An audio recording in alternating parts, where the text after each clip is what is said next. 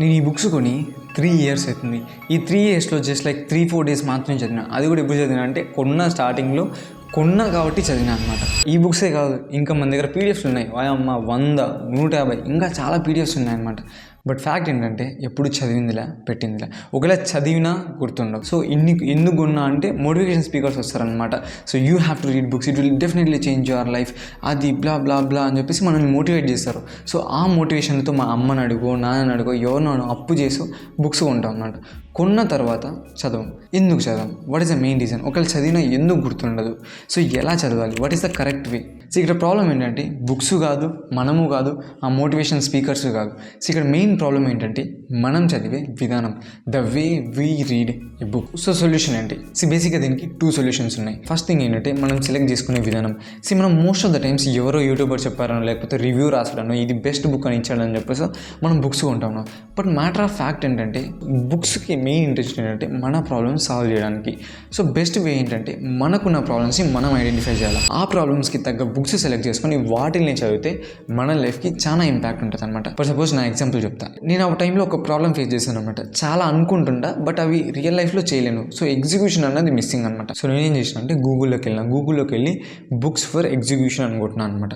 కొట్టంగానే చాలా బుక్స్ వచ్చాయి. ఒక 12 to 15 బుక్స్ అనేవి వచ్చాయి అనమాట. Like getting things done, atomic habits, so 49 hours of power కాదు, so something like that. So అలా ఒక 10 to 15 బుక్స్ అనేవి వచ్చాయన్నమాట.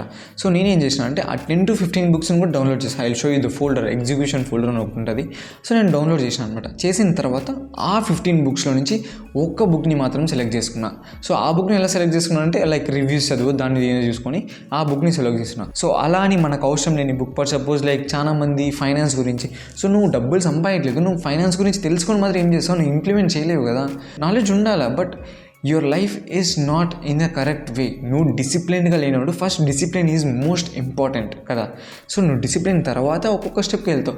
డిసిప్లిన్ నేర్చుకుంటావు, తర్వాత స్కిల్స్ నేర్చుకుంటావు, తర్వాత మనీ గురించి నేర్చుకుంటావు. సో లైక్ ప్రతి దానికి ఒక రీజన్ ఉంటుంది అనమాట. సో మీకున్న ప్రాబ్లమ్స్ ఐడెంటిఫై చేసుకుని దానికి ఉన్న బుక్స్ని తెలుసుకొని సో దాంట్లో ఒక్క బుక్ని సెలెక్ట్ చేసుకోండి. సెలెక్ట్ చేసుకున్న తర్వాత ఎలా ఆ బుక్ని చదువుతాను అనేది it completely changes the game. కొన్ని మిత్స్ ఉంటాయి అనమాట. నువ్వు బుక్ మొత్తం చదవాలా, స్టార్ట్ టు ఎండింగ్ చదవాలి, అవి ఏం అవసరం లేదు. You can read any book, మధ్యలో ఆపేయచ్చు, నువ్వు మధ్యలో స్టార్ట్ చేయొచ్చు, నువ్వు కంప్లీట్గా చదవాల్సిన అవసరం ఏం లేదు. ఈవెన్ ద గ్రేట్ భగవద్గీత కూడా నేను అలాగే చదివాను అనమాట. డైరెక్ట్గా లైక్ 14th చాప్టర్తో స్టార్ట్ చేశాను అనమాట. లైక్ 14th చాప్టర్ చదివినా చాలా బాగుండింది. సో ప్రకృతి త్రిగుణములు అని చెప్పేసి ఆ చాప్టర్ చదివినా చాలా ఇంపాక్ట్ఫుల్గా అయింది. సో ఆ థింగ్స్ నేను డైరెక్ట్గా ఇంప్లిమెంట్ చేసిన లైఫ్లో బాగా చేంజెస్ వచ్చాయి. ఆ తర్వాత నాకు ఆ బుక్ని చదవాలని ఇంట్రెస్ట్ ఇంకా పెరిగింది. సో అప్పుడు భగవద్గీతని నేను కంప్లీట్గా చేశాను. సో ఎప్పుడే కానీ ఎవరో చెప్పారని మాత్రం బుక్స్ని చదవకండి. For suppose how to win influence పీపుల్లో కూడా నేను, ఇది ఫేమస్ బుక్ కదా, 20 million కాపీస్ సోల్డ్ అయ్యాయి. కొన్న తర్వాత నాకు అంత ఇంట్రెస్టింగ్ అనిపించలే. లైక్ ఇది నార్మల్గా ఉంది, అంత బాగాలేదు బుక్. సో నచ్చలేదని చెప్పేసి I completely ignored and then started reading. ఈ పర్సనల్ MBA చదవడం వల్ల చాలా ఇన్సైట్స్ వస్తున్నాయి. డైలీ నేను చదువుతుంటే చాలా ఇంట్రెస్ట్ పెరిగింది అనమాట చదవడానికి కూడా. సో ఫర్ సపోజ్ ఇది ఎవడో చెప్పారని చెప్పేసి, ఇది ఫేమస్ బుక్ అని చెప్పేసి ఇష్టం లేకపోయినా కూడా స్ట్రెస్ చేసి మళ్ళీ దీన్ని చదివింటే ఈ వాల్యుబుల్ నాలెడ్జ్ని మిస్ అయ్యేటండి. So that is how it works. So మీకు ఈ బుక్ నచ్చకపోతే just completely ignore it and start again a new book which you are interested. ఓకేనా? For suppose you have selected personal MBA. So ఈ బుక్ని select చేసుకున్నాడు. Then the question arise, how to read a book? What is the perfect way of reading a book? Perfect way అంటూ ఏది ఉండదమ్మా. నీకు ఏ వే అయితే బాగా work out అవుతుందో, ఏ దాంట్లో నీకు ఎక్కువ రిజల్ట్స్ వస్తాయో అదే నీకు పర్ఫెక్ట్ వే. సో ఈ వీడియోలో నాకు బాగా వర్క్ అయిన, like it just completely changed my reading life. So బాగా చేంజ్ చేసిన థింగ్ ఏంటంటే, ఫస్ట్ థింగ్, సో నాకు బేసిక్గా ఉన్న ఎయిమ్స్ కానీ, గోల్స్ కానీ, ప్రాబ్లమ్స్ కానీ, దీనికి సంబంధించిన టాపిక్స్ అని రాసుకున్న తర్వాత దాని నుంచి బుక్స్ రీసెర్చ్ చేసుకొని దాని నుంచి ఒక బుక్ తీసుకుంటా. ఫర్ సపోజ్ ఇప్పుడు నేను ఒక బుక్ చదువుతున్నా, ఈ మిత్ రీవిజిటెడ్ అని. ఇది ఆఫ్లైన్ బుక్ కాదు, ఐఎమ్ రీడింగ్ PDF. సో ఈ మిత్ రీవిజిటెడ్ బుక్ అని చదువుతున్నా. సో ఆ బుక్ ఎందుకు చదువుతున్నా అంటే సిస్టమ్ చేసుకోవాలి, నా యూట్యూబ్ ఛానల్కి సిస్టమ్ క్రియేట్ చేసుకోవాలి. సో అందుకే ఆ బుక్ చదువుతున్నా. 5 daysలో నేను దగ్గర 40 to 50 pages కంప్లీట్ చేసినాను అనమాట. సో ఎందుకంటే నువ్వు ఆ బుక్ చదువుతున్నా అంటే నీకు ఒక రీజన్ ఉండాలి. రీజన్ లేకుండా మన బుర్ర ఏ పని కూడా చేయదు. సెలెక్ట్ చేసుకున్న తర్వాత ఏం చేస్తా అంటే ఒక టైంని సెలెక్ట్ చేసుకుంటా. Like 30 minutes, 45 minutes, 15 minutes, 20 minutes time అయితే క్రిస్టల్ క్లియర్గా పెట్టుకుంటా. ఇది మీ ఇష్టం, పెట్టుకోకపోవచ్చు. స్టార్ట్ చేసిన ఫస్ట్ 5 minutes నేను నిన్న చదివి ఉంటా కదా, వాటిని రివైజ్ చేస్తాను. బికాస్ నువ్వు సడన్గా మధ్యలో నుంచి స్టార్ట్ చేస్తే ముందు చదివినవన్నీ గుర్తుండవు అనమాట. సో ప్రతిరోజు రివైజ్ చేయడం వల్ల అయితే బుక్స్ అన్నీ గుర్తుంటాయి. బుక్స్ అన్నీ హైలైట్ చేసిన తర్వాత జస్ట్ హైలైటెడ్ పాయింట్స్ అన్నీ చూసుకుంటూ వెళ్ళిపోతాను అనమాట. ఆ తర్వాత 5 minutes తర్వాత యాక్చువల్గా బుక్ ఇంకా ఎక్కడైతే స్టాప్ చేసింటామో అక్కడ నుంచి స్టార్ట్ చేస్తాను అనమాట. స్టార్ట్ చేస్తూ చదువుకుంటూ వెళ్తా, హైలైట్స్ చేస్తా, లేకపోతే నోట్స్ రాసుకుంటా. I just show you. So ఇలా నోట్స్ రాసుకొని తర్వాత ఇలా స్టిక్కీ నోట్స్ ఉంటే అతికించవచ్చు. సో బెస్ట్ థింగ్ ఏంటంటే ఇలా ఒక పేపర్ తీసుకొని దాంట్లో నోట్స్ రాసుకొని చదివితే చాలా బాగుంటుంది అనమాట. బికాస్ పాయింట్స్ అన్నీ డైరెక్ట్గా మీకు గుర్తొస్తాయి.